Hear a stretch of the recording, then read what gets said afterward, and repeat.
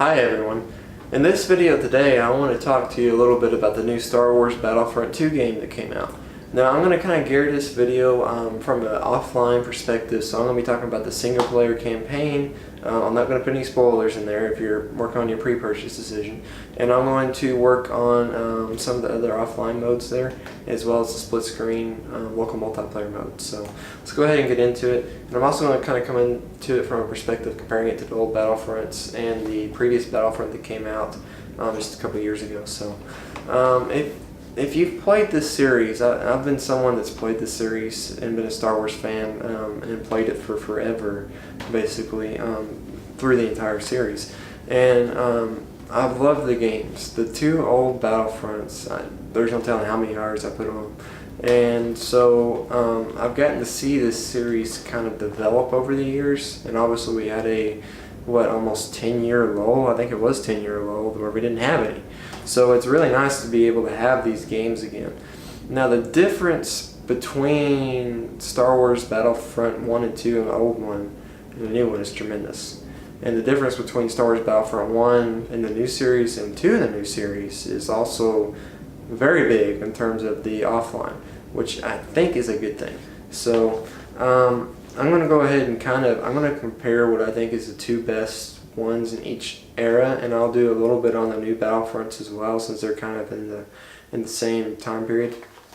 So I'm going to take the old Star Wars Battlefront out of the equation, the first one of each series. Let's talk about the two, and I'm going to go ahead and delve into the campaigns first. I think that these are the two best campaigns in each of the individual eras of Battlefront, if you will, but they're both very different. The first Battlefront 2 that came out, the campaign was very direct, I guess you would say. So you got the opportunity to play as the 501st Legion and follow them all the way through the development of the Clone Wars and into the Empire. And it was a lot of fun to play in that campaign. It was very directed, and you knew exactly what you were trying to accomplish, and you got to see it build. And the new Battlefront, it takes a different perspective, but it's at the same time a very good campaign. Instead of playing as a Legion, if you will, or a member of a Legion, you're playing as a member of a squad. And you also get to play as 4 characters in the campaign series: Han Solo, Luke Skywalker, Princess Leia, and Lando Calrissian. Now playing as all those players is also very fun, but at the same time it loses the focus, I think, that you had in the first Battlefront 2's campaign. What I mean by that is sometimes you're following the Inferno Squad, and it all kind of plays together, but at the same time I'm kind of like, I'm not totally understanding how this ties together or why this was important. But the playability and the fun that I had playing as those characters far outweigh that.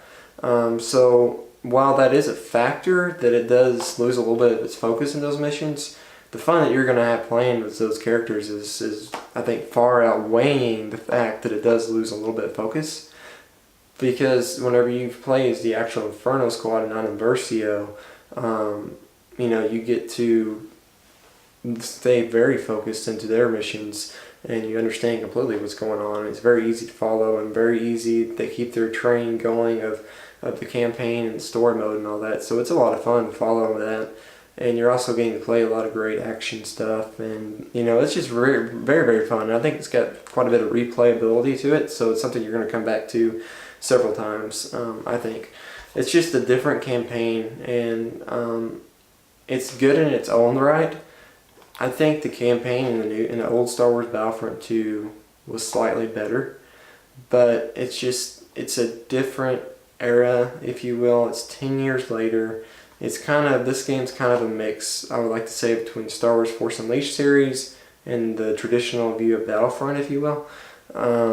So, at least as far as the campaign goes, the gameplay is kind of a mix. Now, the mission isn't anything like the Force Unleashed. The Force Unleashed was very direct, and it had great story modes in it. So, this campaign is different than I think anything I've played in Star Wars, but at the same time, I think that it is one of my favorites, and it's something I'm going to come back to several times. It's a very fun campaign to play through. I think that maybe adding another hour or two to the gameplay, they would have been well served to do that. But at the same time, it's very good, and it has spots where it's absolutely great, and it has spots that still need to be, they could have done a little bit better, as any campaign does. So I understand that, and it's going to be a lot of fun to play if you get this game. And so let's go ahead and kind of talk about the offline modes outside of the campaign. And this is actually where I was blown away. Let's go ahead and talk about the custom arcade mode in the new Battlefront. You get 5 maps. You get Yavin 4, Camino, Starkiller Base, and I can't pronounce this one, so I'm just going to say Maz Kanata's Castle. And you also get Tatooine. And so you get quite a bit of variance there.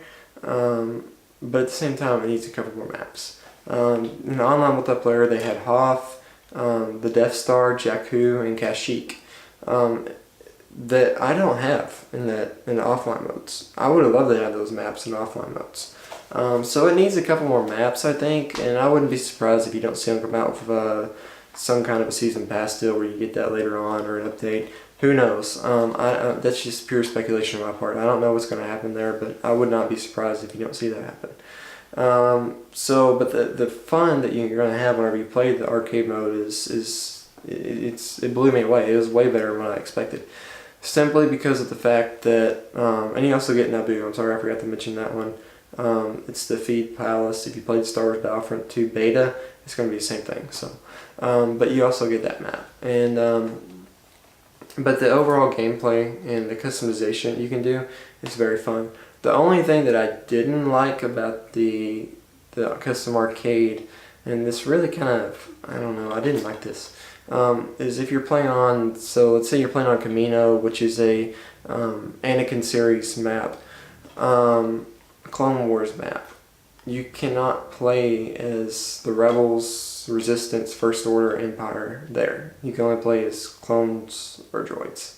I would have kind of liked to see them give me the option to play as whatever faction I wanted to. Now I understand if you don't want to have like droids versus the First Order or something like that, but at least give me the ability to play in the different eras on the map. I would have liked to see that, and once again, I wouldn't be surprised if they don't update it where you can have that. But the one thing I thought was really cool is you can change the hits factor. So I can put it on a deal that makes me really tough to kill, and it makes my opponent very easy, or I can put it, and this is my preferred mode, 1 shot each. So it takes me 1 shot to kill the AI, and it takes them 1 shot to kill me. And that's a lot of fun because it's very hard, and it gets it going fast, and it's a lot of fun to play in that mode, and that's going to be a lot of replayability. The other thing that you get is you get the, I don't know how you would really call it, but it's almost like a missions thing, kind of a thing, where you get to play special characters on special maps. So like, for example, you might be Han Solo or Chewbacca going through Mos Eisley, and your goal is to kill this many Imperials, or to kill them with this many seconds, whatever the case might be, depending on the map. That was fun to play, but I think that the replayability will be more in the campaign and the custom arcade than in that. Although that was fun, and I'll definitely play that again and play those modes some more. I just don't think that they're quite as replayable as the other ones. So if you're looking at it compared to the old Star Wars Battlefront 2, they're 2 totally different games. You had a Galactic Conquest, and this one you had the ability to play on several different maps. This one's a little bit more limited in maps. I think that the gameplay, whenever you're actually playing, is just as fun, if not funner. The campaign in this one is more directed, but the campaign in this one is a little bit more, it's enjoyable in a different kind of a way. That it's very good, and it's definitely worth your time if you're a Star Wars fan. Now, compared to the Battlefront that they came up with last, just a couple of years ago, it's a way better in the single player modes. So you're getting way more content. So if you're comparing it to this and you enjoyed playing this game, or you just kind of liked it, you weren't like, this is a terrible game, this is going to be way better. And even if you were like, this is a terrible game, I still think this is worth buying because it's really, really, really good. So keep that in mind, and it's overall a very good game.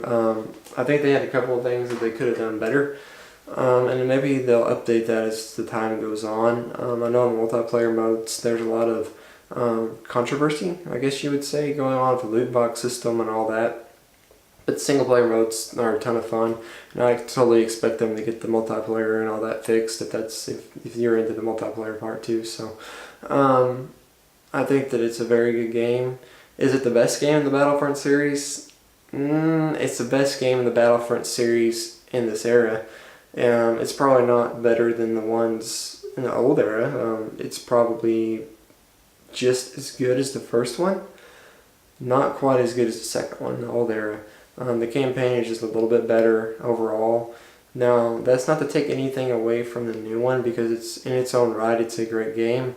But if you're comparing it to the old ones, it's just those are in a different way a little bit better than this one. So if you're a Star Wars fan, I highly recommend it, especially coming into Black Friday and Cyber Monday. It's going to be worth your time to check it out, I think.